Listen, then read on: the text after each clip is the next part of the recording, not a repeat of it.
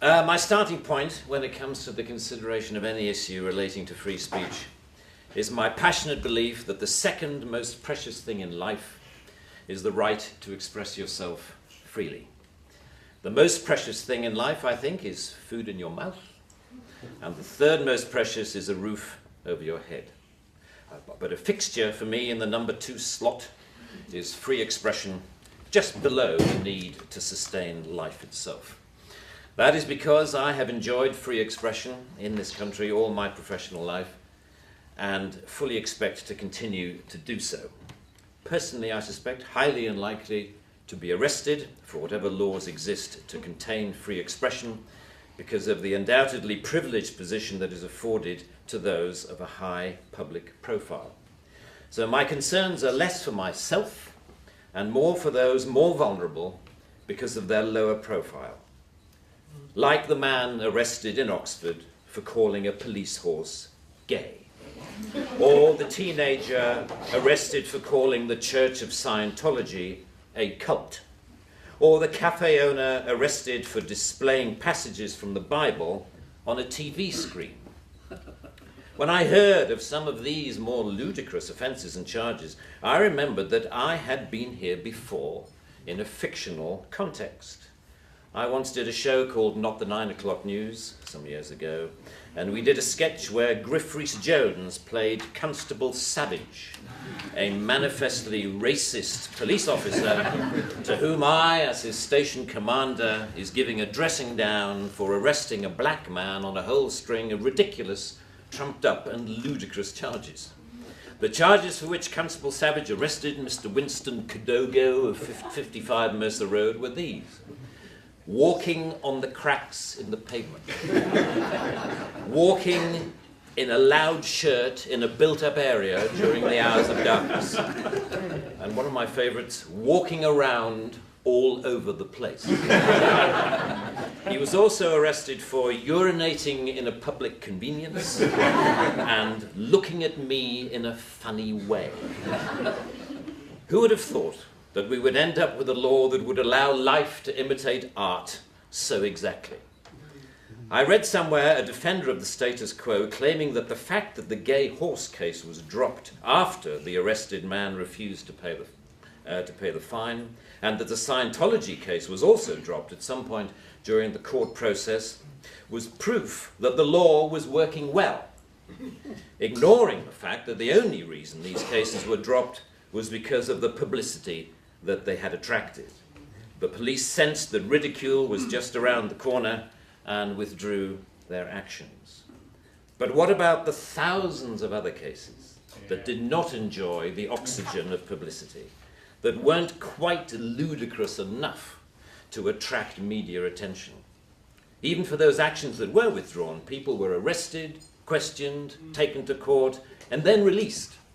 You know, that isn't a law working properly. That is censoriousness of the most intimidating kind, guaranteed to have, as Lord Dear says, a chilling effect on free expression and free protest.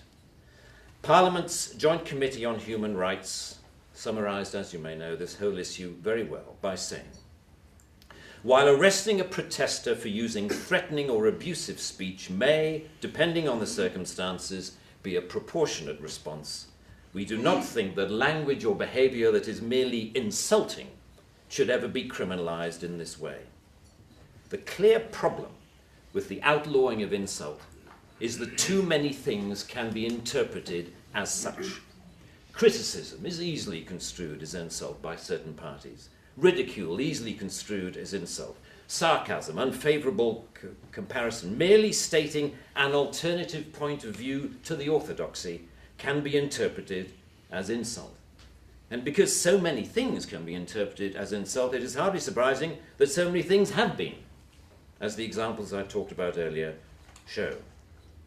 Although the law under discussion has been on the statute book for over 25 years, it is indicative of a culture that has taken hold of the programmes of successive governments, that with the reasonable and well-intentioned ambition to contain obnoxious elements in society, has created a society of an extraordinarily authoritarian and controlling nature.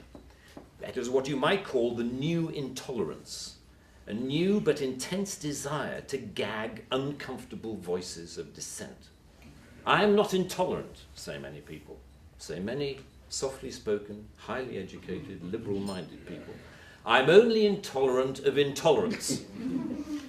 And people tend to nod sagely and say, oh yes, wise words, wise words. And yet if you think about this supposedly inarguable statement for longer than 5 seconds, you realize that all it is advocating is the replacement of one kind of intolerance with another, which to me doesn't represent any kind of progress at all.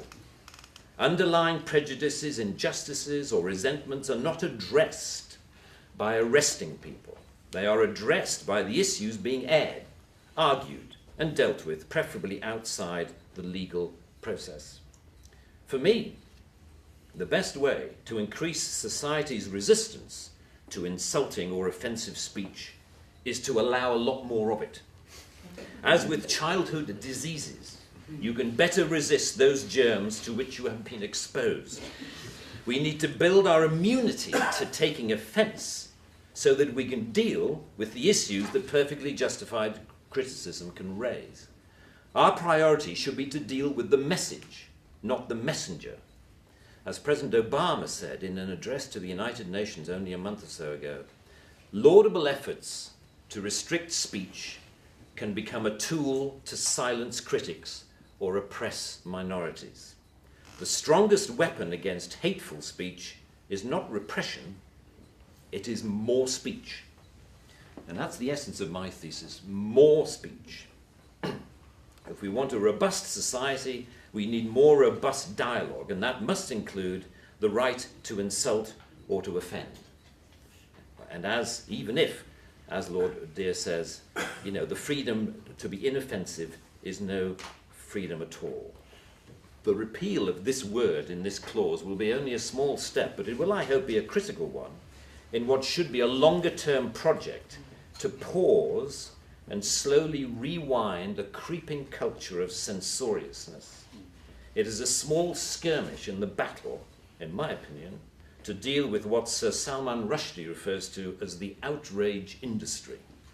Self-appointed arbiters of the public good, encouraging media-stoked outrage to which the police feel under terrible pressure to react.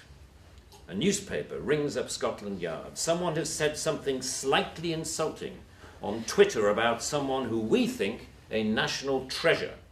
What are you going to do about it? And the police panic and they scrabble around and then grasp the most inappropriate lifeline of all, Section 5 of the Public Order Act, that thing where you can arrest anybody for saying anything that might be construed by anyone else as insulting. They don't seem to need a real victim. They need only to make the judgment that somebody could have been offended if they had heard or read what has been said. The most ludicrous degree of latitude. The storms that surround Twitter and Facebook comment have raised some fascinating issues about free speech, which we haven't really yet come to terms with. Firstly, that we all have to take responsibility for what we say, which is quite a good lesson to learn.